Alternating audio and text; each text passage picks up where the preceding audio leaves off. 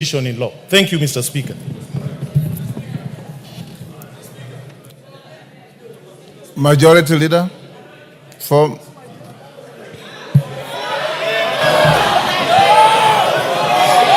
Kimani Ichungwa. Thank you. Kimani Ichungwa will speak. Thank you, Honorable Speaker. Ichungwa will speak. Thank you, Honorable Speaker. Honorable Speaker, let me first welcome members back to the House after the long recess and join you in thanking members even for showing up during the special sitting last month. Honorable Speaker, I also take cognizance of the issues before you and before the House. Let me start on a light note, Honorable Speaker, by saying to my brother, Honorable Junet, he said that this seat seems to be warm. And this seat is a seat like any other in this House. I know in a presidential system, Honorable Speaker, any member can sit anywhere. And if the Honorable Junet feels this seat is warmer than his, we must make sure that we warm Junet's seat wherever he sits so that he feels the warmth of the House. Honorable Speaker, the matter before us is a straightforward matter. And I want to agree with many of the things that have been said, including what the Honorable Karoli Omondi has just said, that the import of this court ruling has nothing to do with past decisions of this House over the last 2 years. Because decisions of the House, whether it is legislation, whether it is approvals that we make, are not made by a party. Neither are they made as business owned by the leader. Order, Bensouda. You can't just dash across the floor like that. Order.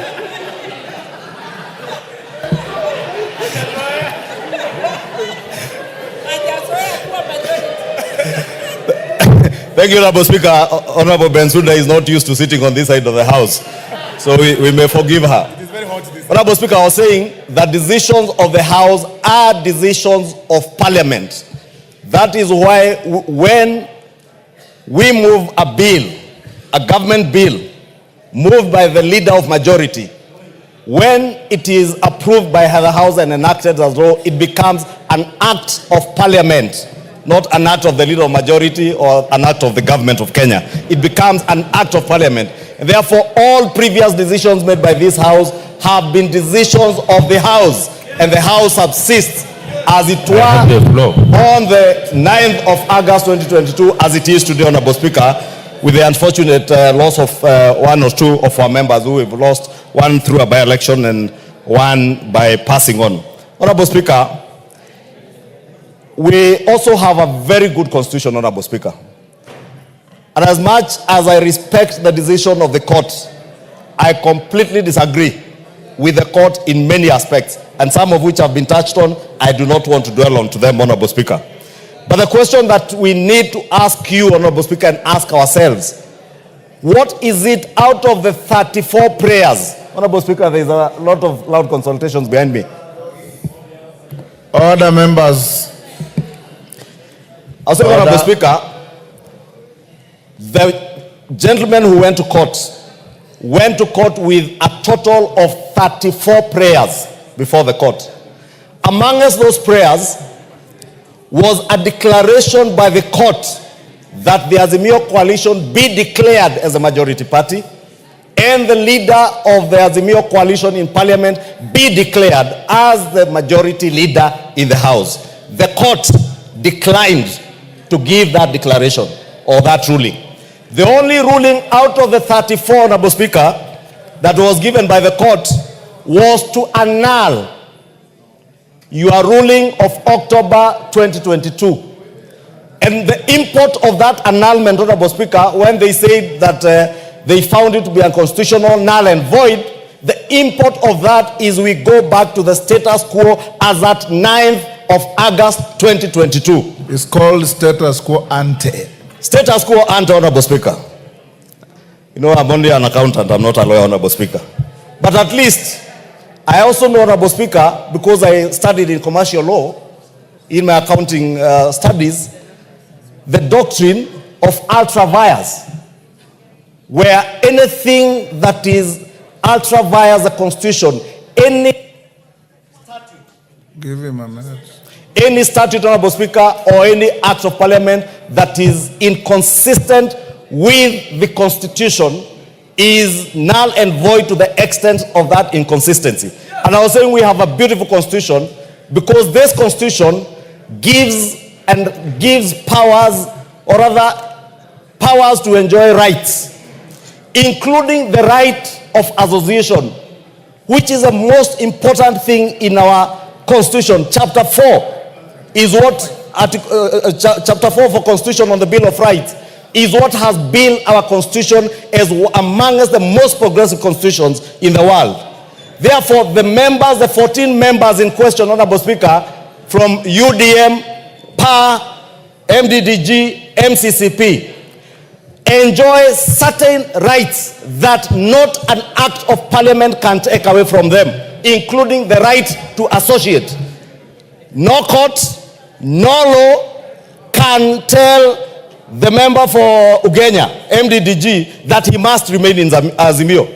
There is no court, no act of parliament, including the Political Parties and the Political Parties Coalition Act that was acrimoniously passed in this House at the tail end of the last parliament, can force the 8 members of UDM to associate with Azimio. That cannot happen, Honorable Speaker, and that is why, to a large extent, I disagree with the court, because those 14 members enjoy certain inalienable rights to enjoy their rights of association, to associate with the political coalition they desired.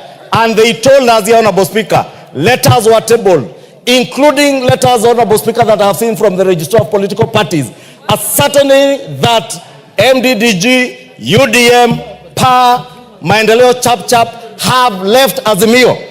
The leader of Jubilee Party in this House, Honorable Speaker, the Honorable Sabina Chege, has today enjoys a position as a whip of an independent parliamentary political party called Jubilee. On that basis, Honorable Speaker, Jubilee then cannot and shall not and shall never be counted as part of Azimio. Therefore, Honorable Speaker, Honorable Speaker, we are inviting you to make a decision on the status quo ante. On status quo ante, Honorable Speaker, it is up to you as a Speaker to now make a fresh ruling, since you are ruling. Yes, Junet. Mr. Speaker, it is not my intention to interrupt. You have already done so. Yeah, my colleague, Mr. Speaker, yes. The minority leader. Mr. Speaker, is it correct, Mr. Speaker, for the minority leader to mislead the House that those parties who are members of Azimio cannot be forced to stay in Azimio, Mr. Speaker?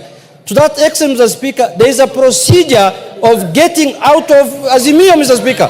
They have not followed the procedure, Mr. Speaker, and I can tell you I'm the Secretary General of Azimio, Mr. Speaker. They only wrote letters to me. They never followed the procedure, Mr. Speaker. And Mr. Speaker, I can see David Otieng wants to respond to me. That's one member party, Mr. Speaker. We don't discuss in this, Mr. Speaker.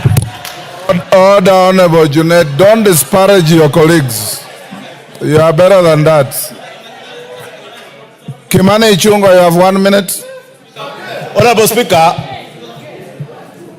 Speaker, so that I do not waste a lot of time, I was saying that what you are being called upon to determine from the status quo ante is as we speak now, because your decision or your ruling of October has been annulled by the court. Respect to that court ruling is paramount, and you must respect it. And that is why, Honorable Speaker, myself, in respect of that court ruling, today I have appeared here and decided to sit with my brother, Honorable Junet, wherever I can sit, Honorable Speaker, because that ruling being annulled now calls on you to now look at the facts as they are today and numbers as they are. Honorable Speaker, you know, last week we got letters from the clerk's office, myself and the Honorable Junet Mohammed, to submit names for the House Business Committee. And it is important to note, Honorable Speaker, that both of us have since submitted names to the House Business Committee, names which appear on the order paper today, both from the minority side and from the majority side, Honorable Speaker. And when we did that, Honorable Speaker, we were cognizant, because we did the letters, some as late as yesterday, of the court ruling. I therefore want to ask you, Honorable Speaker, as you make your decision on this matter, to look at all the facts as they are. The 14 contentious slots in Azimio, and I agree with Honorable Junet, there was a process of getting out of Azimio. That process, has it been followed? Are there letters? Because, Honorable Speaker, I have seen letters that confirm that UDM, MCCCP, PA, MDDG have left Azimio. The Honorable Sabina Chege, Honorable Speaker, I am speaking about the letters, Honorable Speaker, that I have, which I will table before the House, Honorable Speaker, because I have copies in the office from the Registrar of Political Parties. And therefore, Honorable Speaker, I want to beg of you that as you make that decision, look at those facts. Also, Honorable Speaker, look at the facts that today, Honorable Speaker, the Honorable Osoro did submit a letter to you on my nomination and election as a leader of majority in September of 2022, signed and assented to by over 171 members of this House. The Honorable Junet Mohammed, late last year, after the Honorable Pio left, did submit the whip. Yes, wind up. The Honorable Junet Mohammed, in his nomination as the leader of minority, did submit a letter nominating him upon election by Azimio coalition as the minority leader, signed by a paltry 80 members of the Azimio coalition. Actually less than even what is provided for in our own standing orders, Honorable Speaker. Less than what is provided for in our standing orders, because our standing orders have a certain threshold as to who and how many members should have elected you as a minority leader, Honorable Speaker. And therefore, Honorable Speaker, it is my humble submission that you have facts on your table. Make a ruling when the time comes. Mwengi Mutuse. Pardon? Thank you, Mr. Speaker, for the